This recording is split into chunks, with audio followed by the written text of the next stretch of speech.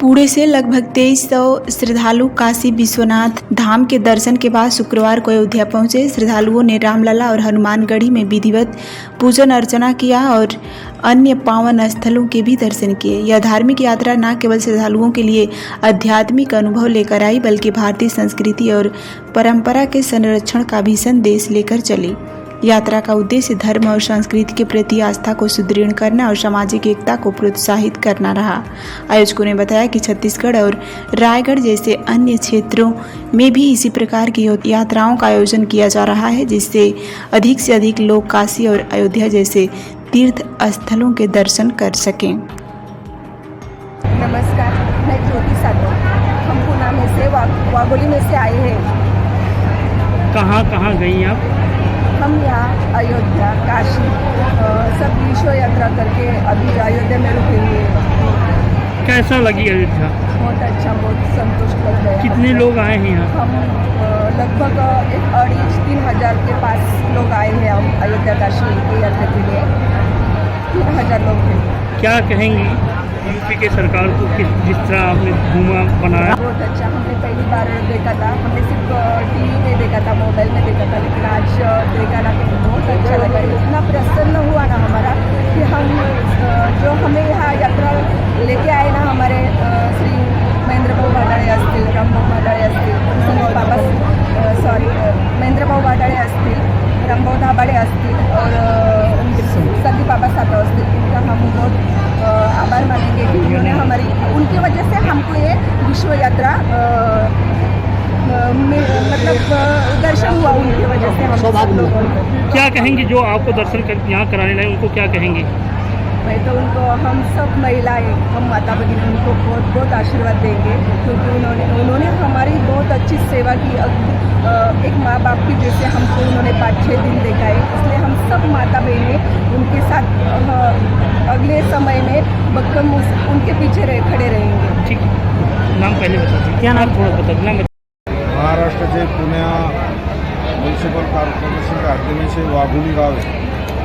वो गाँव से आज अयोध्या और काशी यात्रा के लिए 3,000 लोगों का यात्रा यहाँ अयोध्या में आज पहुँची है। यहाँ पहुँचने के बाद हमारे पहले तो हम लोग काशी विश्वनाथ भगवान के दर्शन करके आए हैं।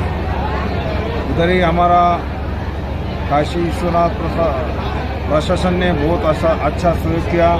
हमारे यात्रियों को दर्शन के लिए एक लाइन दी, वो लाइन से हमारे सब माता भगिनियों ने और हमारे भाइयों ने दर्शन लिया। उसके बाद कल शाम को हम अयोध्या के लिए निकले। आज अयोध्या पहुँचे। अयोध्या के सीओ उन्होंने हमको बहुत अच्छा सहयोग किया। उन्होंने हमको दर्शन के लिए प्रोटोकॉल दिया। प्रोटोकॉल के माध्यम से हमने दर्शन लिया। ये जो हमारा वाघोली के लोगों का एक इच्छा थी कि हमको ये देश के प्रधानमंत्री आदरणीय नरेंद्र जी मोदी साहब ने जो काशी विश्वनाथ भगवान का कॉरिडोर बनाया, उसके बाद भगवान श्री रामचंद्र का अयोध्या में 500 साल के बाद जो मंदिर या हो गया, इसके लिए लोगों की ये दोनों जगह जाने की बहुत सी सारी इच्छा थी। वो इच्छा हर साल हम लोगों के पास माता भगिनियों बात करते थे। इसलिए मैं और मेरे दोस्त संदीप बाबा सातव, महेंद्र वाडाळे, हम तीनों ने और मेरे बहुत से सारे दोस्तों ने मिलकर ये यात्रा तय की। यात्रा तय करने के माध्यम से हम लोगों ने वाघोली के 8,500 लोगों को काशी विश्वनाथ भगवान और अयोध्या प्रभु रामचंद्र के दर्शन की योजना बनाई। पहला दत्ता आज 7 तारीख को आया और दूसरा दत्ता 14 तारीख से काशी विश्वनाथ भगवान के लिए निकलेगा। उसके बाद 16-17 तारीख को अयोध्या आएगा और तीसरा दत्ता नवंबर महीने में अयोध्या और काशी भगवान के दर्शन के लिए। ये सब हमारे भक्तों की हिंदा है। भारतीय लोगों की परंपरा है, हिंदू धर्म का सनातन धर्म का संस्कार का पालन करें, और यही रूप से हम लोग सब बीजेपी के माध्यम से और यहाँ हमारे जो आदरणीय विधायक रहेगा और हमारे राज्य के मुख्यमंत्री आदरणीय देवेंद्र फडणवीस साहब और हमारे केंद्रीय मंत्री और पुणे शहर के जो एमएलए नहीं एमएलए एमपी उनके माध्यम से मुरली अन्ना मोल उनके माध्यम से हमें यात्रा का सहयोग करने का अवसर मिला। उन्होंने बहुत सारी मदद की, तो मदद की वजह से हम लोग इतना लोगों को अयोध्या काशी का दर्शन करने के लिए ये हमको बहुत सहायता मिली।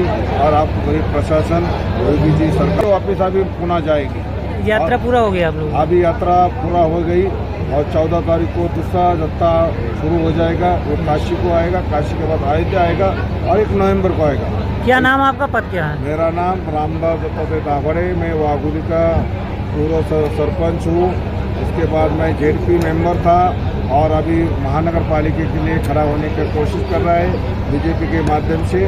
और हमारा जो यात्रा है वो सफल करने के लिए हमारे उत्तर प्रदेश प्रशासन के जो अधिकारी है, काशी का प्रशासन रहने दो, अयोध्या का सीओ रहने दो, अयोध्या को बहुत सारी हमारे मित्र मंडली आई।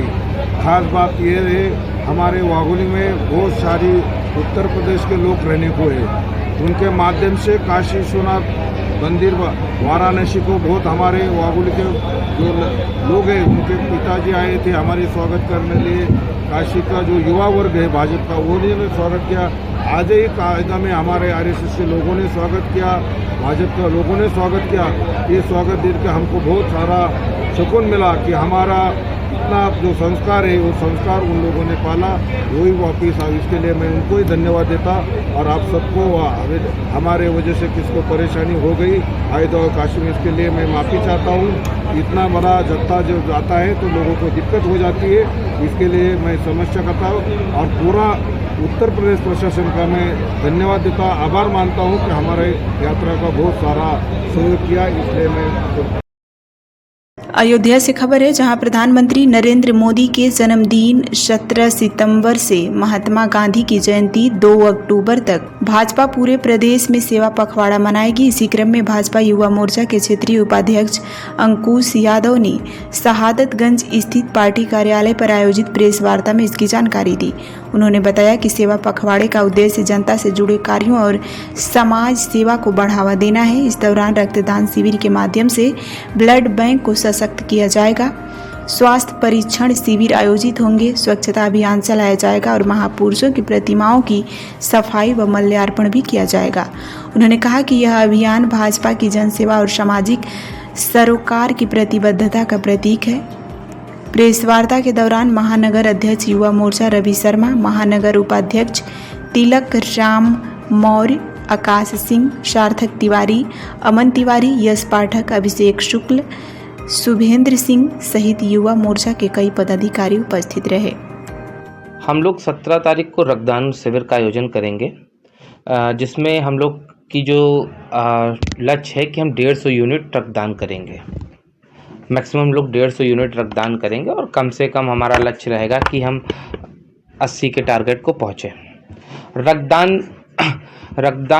कर हम लोग एक संदेश भी दे रहे हैं कि जिस प्रकार हमारे यशस्वी प्रधानमंत्री नरेंद्र मोदी जी का जीवन माँ भारती को समर्पित है, देश के प्रति समर्पित है। वो 24 घंटे देश के प्रति काम करने के लिए तत्पर हैं। इस उम्र में भी वो 3 घंटे 4 घंटे की नींद लेते हैं।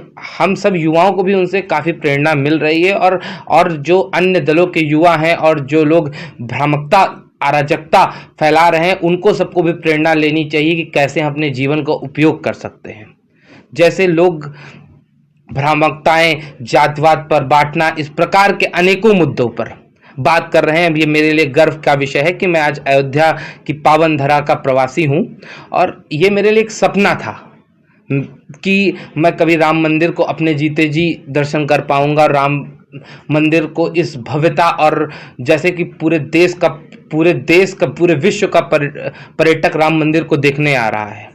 यह हमारे लिए गर्व और सौभाग्य की बात है कि हमने माननीय नरेंद्र मोदी जी के हाथों में, एक मजबूत आदमी के हाथों में अपने देश की कमान सौंपी, वरना यह सपना रहकर रह जाता। और उस सपने को नरेंद्र मोदी जी ने दिखाया है और उसको साकार भी किया है। जैसे उन्होंने कहा था कि हमारी सरकार आएगी, हम लोगों ने हमेशा कहा है हमारी सरकार आएगी, हम राम मंदिर का निर्माण करेंगे। पर लोग, अलग अलग दलों के लोग बताते थे, भ्रामकताएं फैलाते थे कि ये लोग केवल जुमलेबाजी करते हैं, तारीख नहीं बताएंगे, इस तरह की अलग अलग। और हमने तारीख भी बताई और भव्य राम मंदिर का निर्माण भी कराया। वो हमारे यशस्वी प्रधानमंत्री जी के नेतृत्व में और भारतीय जनता पार्टी की सरकार में ही संभव हो सकता था और हुआ भी है। हमारे कार्यक्रम 17 तारीख को रक्तदान शिविर है, उसके बाद सेवा सप्ताह के रूप में मनाया जाएगा। उसके बाद हम लोग विधायकों और MP MLA राज्यसभा के जो सदस्य हैं उनके साथ एक कार्यक्रम करना है, हम लोगों को खेल प्रतियोगिता का आयोजन करना है, उसका भी कार्यक्रम करेंगे। फिर 2 अक्टूबर को हम लोग गांधी जयंती के अवसर पर सफाई और ये सब कार्यक्रम कर सेवा पखवाड़ा का समापन कर देंगे। मेरा नाम अंकुश यादव है और मैं क्षेत्र का युवा मोर्चे का उपाध्यक्ष हूँ। मैं अयोध्या का सेवा पखवाड़ा के प्रवासी हूँ।